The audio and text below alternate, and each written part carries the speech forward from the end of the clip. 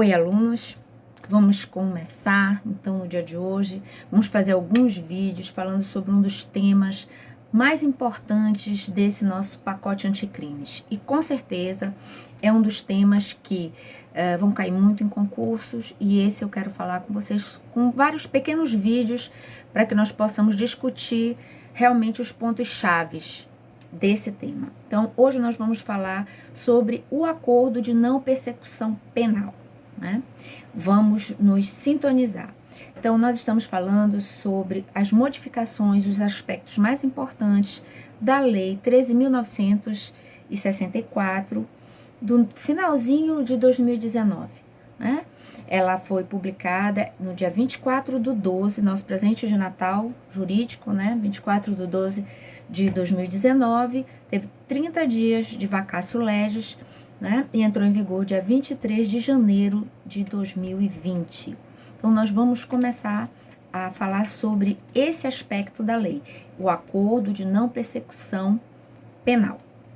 Então, o acordo de não persecução penal, ele está localizado no artigo 28A. No vídeo anterior, nós falamos sobre o artigo 28. O artigo 28, como nós conversamos sobre a decisão do ministro Luiz Fux, ele está suspenso.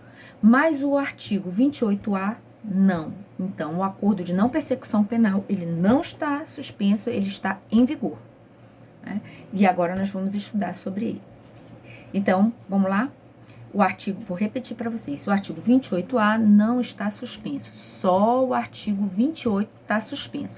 O artigo 28, só para vocês sintonizarem, é aquele que fala sobre o arquivamento das investigações, que antes era necessário passar pelo Poder Judiciário, e agora, com as inovações, ele é determinado pelo próprio Ministério Público, e o Ministério Público manda para o revisão dentro do próprio Ministério Público. Esse artigo foi suspenso e vai ser revisado pelo Pleno do STJ, do STF. Mas o 28A, não, já está vigorando, ok? Então, vamos lá. Esse artigo 28A, que nós vamos falar, justamente esse acordo de não persecução penal, ele também foi proposto uma ação direta de inconstitucionalidade para ser analisado pelo ministro Luiz Fux. Mas o ministro Luiz Fux não autorizou a suspensão dele. A Associação Nacional dos Membros do Ministério Público alegavam que por essa lei vir trazendo a necessidade de audiência com o juiz para a homologação desse acordo de não persecução penal, haveria essa inconstitucionalidade, dizendo que esse acordo seria entre o Ministério Público e o investigado. E o próprio ministro Luiz Fux disse que não haveria inconstitucionalidade nisso. Ao contrário, pelo próprio princípio, como eu falei para vocês, desde Montesquieu, quem tem o poder é necessário que haja um outro para revisar sempre as suas decisões, porque a tendência é que quem tem o poder, a tendência é que acabe abusando desse poder. Então, é salutar que o juiz tenha sempre um órgão superior que fique revisando as suas decisões e não há nenhuma inconstitucionalidade da questão de ser marcada uma audiência, e a audiência o juiz faça essa avaliação em relação também à questão desse acordo, para ver se a legalidade e se esse acordo é conveniente. Então, foi passado nessa também a ação direta de inconstitucionalidade, e o próprio Luiz Fux disse que não havia inconstitucionalidade na necessidade de haver essa audiência com o Poder Judiciário para a homologação desse acordo. Então, vamos lá. Não é uma inovação a questão desse acordo de não persecução penal. no sistema.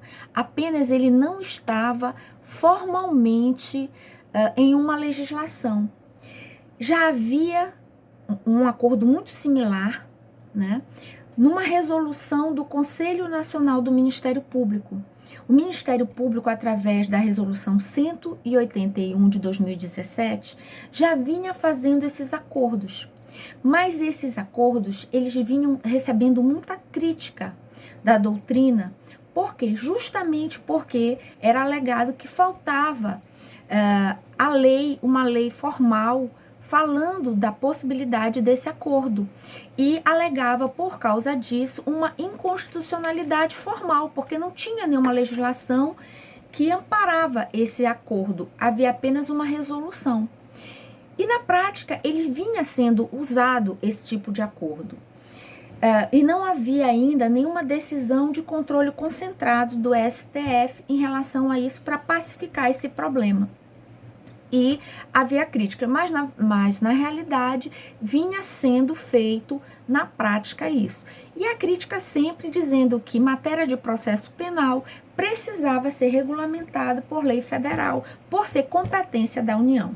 E agora, através dessa nova legislação, esse problema foi dissipado. Nós não temos mais esse problema porque essa legislação vem contemplando e recepcionando esse acordo entre o Ministério Público e o suspeito, caso este aceite tanto o que está na lei e cumpra tudo o que a lei contempla e o que o Ministério Público vem trazendo, porque o acordo, ele tem tanto a parte que já está expressa na lei, como permite ao Ministério Público, de acordo com o caso legal, com o caso concreto, colocar alguma outra normatização, alguma outra regra.